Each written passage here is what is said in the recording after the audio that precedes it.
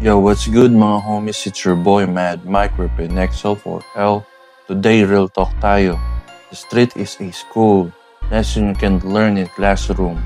Kasi oo, may aral sa libro at sa teacher.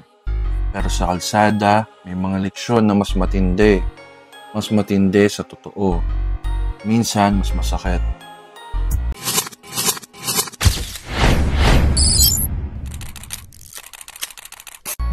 Sa kalsada, hindi ka tatagal mag-isa. Kaya tinuturo ng street ang unity. Yung simpleng backup ng homie mo, yung tiwala na kapag lumalabas ka, may kasama kang sasalo. Sa school, tinuturo ang teamwork. Pero sa street, unity is survival. At kapag natutunan mo yun, kahit sa family o business life, alam mong walang matibay na mag-isa. Pangalawa, hustle. Sa classroom, tinuturo ang trabaho, grade, diploma. Pero sa kalsada, hustle means alam mong kumakayod ka para mabuhay. Hindi lagi tama ang paraan.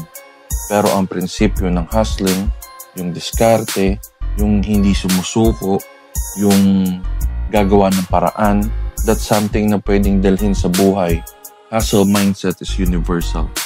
Pangatlo, loyalty sa street. Ito ang pinakahinihingi. Pag wala ka loyalty, hindi ka tatagal. Kapag sinabi mong pamilya, ibig sabihin buong loob mo. Hindi ka tatalikod pag mahirap. Hindi ka mangiiwan pag delikado. Loyalty is not just a word. It's an action.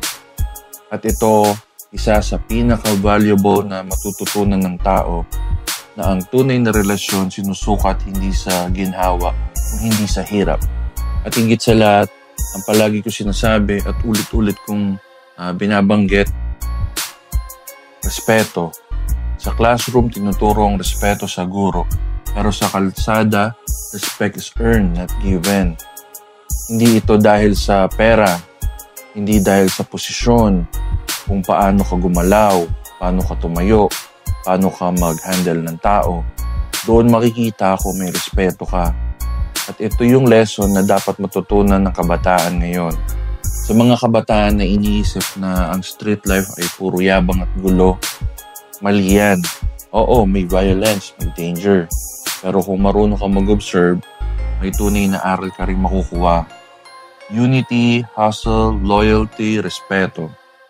Hindi mo kailangan maging gangster para matuto. Kailangan mo lang ng mata na marunong makakita at puso na marunong makinig. Kaya mga homies, tandaan nyo, the street is a school. Hindi lahat ng klase may blackboard at libro. Minsan, ang klase ay nasa kanto, sa galaw ng mga tao.